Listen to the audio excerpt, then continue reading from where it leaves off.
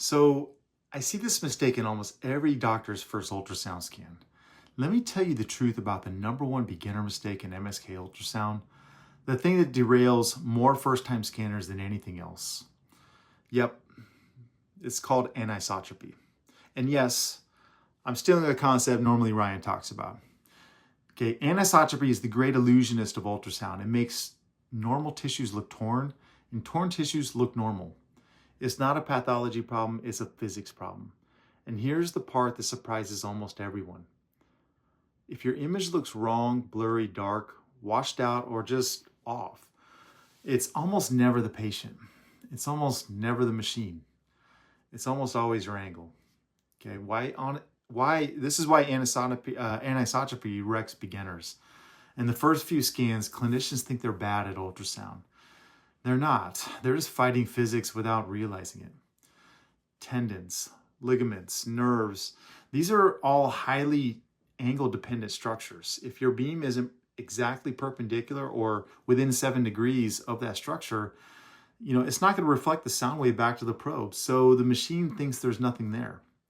So that's why beginners say things like, this tendon looks shredded, or why is the nerve disappearing, or is this a tear or just noise? Or, I think I need a better machine. It's not a tear, it's not noise, it's not anisotropy lying to you, it's not my machine sucks. The fix is shockingly simple, okay? Just tilt the probe, adjust your angle, re-aim the beam, and suddenly the image locks into clarity, okay? Yes, this takes reps. Yes, it doesn't happen overnight, okay? But you have to be aware, okay? Then it starts with awareness and consciousness around the techniques to correct it, okay? The anatomy makes sense again after you learn these things. It feels like magic the first time it happens, but it's not magic. It's just mechanics, okay? Fix your angle, fix your image. Once you understand anisotropy, ultrasound stops becoming confusing and it actually starts becoming predictable. You stop blaming the machine. You stop blaming the patient. You stop blaming yourself. And you actually start controlling the image instead of just reacting to it. Okay, so this is why anisotropy is the first thing we teach in every course, every lab, every mentorship session. Because once you master this, everything else becomes easier. Okay, you have to change your relationship with it.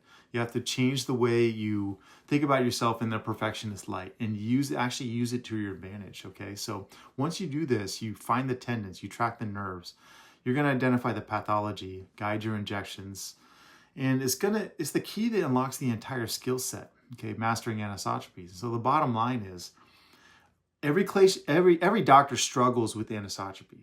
Every expert has fought this battle in their career. Every learner has the moment where the image finally clicks. Okay, so once you understand anisotropy, ultrasound stops becoming a guessing game and actually starts becoming a precision tool.